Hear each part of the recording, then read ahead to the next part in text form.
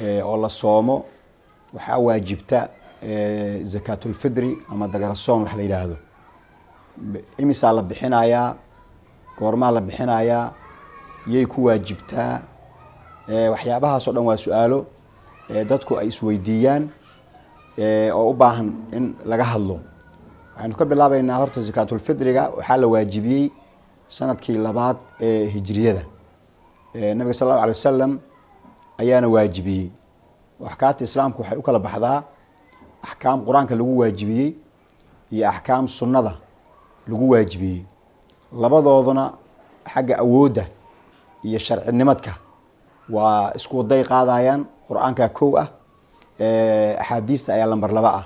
marka zakatul fidriga faral yeelideeda ama waajibinteeda nabiga sallallahu alayhi wasallam ayaa waajibiyey. وحديثك فرض رسول الله صلى الله عليه وسلم زكاة الفطر. رسولك أيها واجبية أما فرليالي سعيدتك يعني أو بحيان زكاة الفطر جاس. ونبيك واجبية أو تري أصناف من الراشينكا أو ساعا من شعير يعني سوس أما قليئة أما مسجئة يا أحياء هذاتك عنان مركا سوس كاس أما ساعاس يا وحوك لبحا وحنا والله بيجا وحنا والله ميزامه. haddaynu soo qaadno مثلا masagada oo kale ama galeyda oo kale waa la beegaa oo wadankeena Soomaaliya yani meelaha yani ay ka baxaan galeyda iyo masagada iyo markii la gadaayo waxa lagu beegaa yani beegitaan laba miisaamo oo garaamo ama kiilooyin laga dhigo. marka hadii ay tahay wax la beegayeen sida مثلا ashyaadaas aan soo sheegnay oo kale waa 4 galaasood ayaa zakatul fidriga lagu bixinayaa. haddii la miisaamayo oo garaamo ay noqonaysana oo sida hadda مثلا ay u badan yihiin dadku gaar ahaan magaalooyinka dadka jooga raashinka ay raashin ahaan u cunaan oo ugu badan yahay bariiska qadar ahaan waxa la bixinayaa marka bariis markii la joogo qofkii waxa laga bixinayaa 2 kiilo iyo bar oo bariis ah.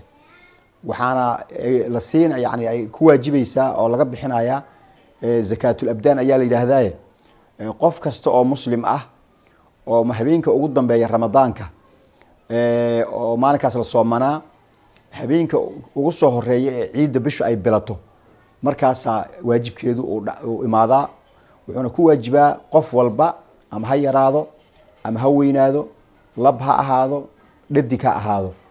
sida ay waajibaysan waxay tahay qofkii heli kara 24 saac ee ciida wax asagoo cuna asaga ciyaalkiisu wax ka dheeri ah haday ka soo harayaan waxaas ay cunayaan kaas way ku waajibaysaa. laakiin qofkii ayna wax meel u saarayn oo 24 saac wuxuu Ilaahay soo galiyo waa gaar ah wax asaga uu meel uu ka ogyahay aysan jirin yani in oo yani kaas ayaa u waajibaysaa. marka qof kasta oo qadarkaasi hadda aan tilmaanay haysta waxa laga rabaa zakatul fidriga inuu bixiyo. saan u sheegnayna مثلا bariiska hadaan saa u soo qaadanay waa 2 kiilo iyo bar. hadda anaga markaan joogno مثلا muqdisho halkii kiilo ee bariis ah $1 taqriiban ayaa la gadaa. marka 2 kiilo iyo bar waxay noqonayaan $2 iyo bar. qofkii marka qoyskiisa inta uu yahay haduu keligii yahay yani intaas ayaa ku soo aadaysa 2 kiilo iyo bar oo bariis ah ama qiimaha labadaas kiilo iyo bariiska ah yani qiimahooda wixii la gadaayo oo ah $2 iyo bar. marka $2 iyo barkaas wuxuu ku dhufanayaa inta qof ay yihiin sidaas marka qiimihii waxa ku soo baxaya zakatul fidriga.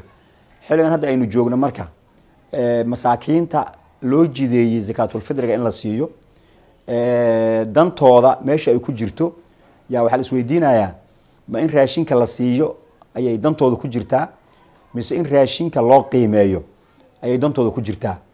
ayadoo la fiirinayo asal ahaanba zakadan waxaa iska leh oo dantiisa iyo maslaxadiisa loo waajibiyey qofka miskiinka ah. baahida dadkuna way isbabadashaa oo waxa dhici karta xilli raashinku uu naadir ahaa ama aan la helaynin sidii مثلا xilliga nabiga sallallahu alayhi wasallam uu joogay raashinka ayaa yaraa. laakiin hadda xilligan aynu joogno magaalooyinka aynu joogno raashimada iyo waxyaabaha kaleba way yaalaan. waxa marka qiimo leh lacagta oo lacagta af Soomaali marka aan yani macnaheeda fasirno waxa la yiraahdaa lacag macnaha waxay tahay waa cabir oo kale waa lacag cagta waxa la yiraahdaa wax lagu cabiri jiray waxa marka la sheegan ayuu la egyahay yaa waxa la yiraahdaa kan iyo kan waa lacag macnaha la eg marka lacagtu macnaheedu waxay tahay wax kasta oo baahida qofka ayay la eg tahay oo hadduu qofku lacag haysto raashin hadduu gadanayo uu gadanaya oo way la eg tahay haddii uu dhar gadanayo dharkii uu ku gadanayo lacagtii way la eg tahay hadduu gadanayo sokor hadduu yani wax alla wuxuu gadanayo ayay la eg tahay marka hadda maalan 2 kiilo iyo bar oo bariis ah yani asalku waa sidaas oo miskiinka la siinayo haddii uu yiraahdo qiimaheeda ha la igu siiyo oo danteed waxay ku jirtaa inaan lacag aan ku qaato oo caruurta aan qaarna dharciid uga dhigto qaarna aan sokor ku gato qaarna wixiisa asaga u kala basalsado qoyskii maalan $50 yani zakatul fidrigiisu ay la ekaato $50 hadduu qoys kale oo masaakiina uu siiyo kontonkaas qoyska waxaa laga yaabaa inay danahooda yani markaas ku taagan in ay ku kala dabartaan oo meelna ay maalan $10 ku bixiyaan meel ay 5 ku bixiyaan meel ay wax ku bixiyaan saas oo kale waxaa kaloo hadda ka sheegtay oo u baahan inaan baraarujino macallimiinta dugsi quraanka ah zakada waa la siiyaa zakatul fidriga ummadeena waa ummad dhiirigelisa macallimiinta maadaama waxa ay siinayaan aysan ku filayn bishii munaasabadahan oo kale marka la soo gaaro ramadaanka taklifadiisuna ay badan tahay ciidina ay soo dhowdahay macallimiintuna caruur iyo ay leeyihiin u baahan yihiin in dhar ciid ay u gadaan dadka xaafaddu waxay sameeyaan yani macallinka zakatul fidriga caruurta oo wax u dhigo yaa macallin walba ilmaha way u keenaan si uu macallinku markaas nolol oo arintaas ayada uga dhigto haddii marka madow intii loogu soo shubo agtiisa la soo dhoobo waxa laga yaabaa macallinka qaaditaanka iyo xamaali inuu u baahdo iyo geentooda inay uga fududahay in yani kharash ahaan loo siiyo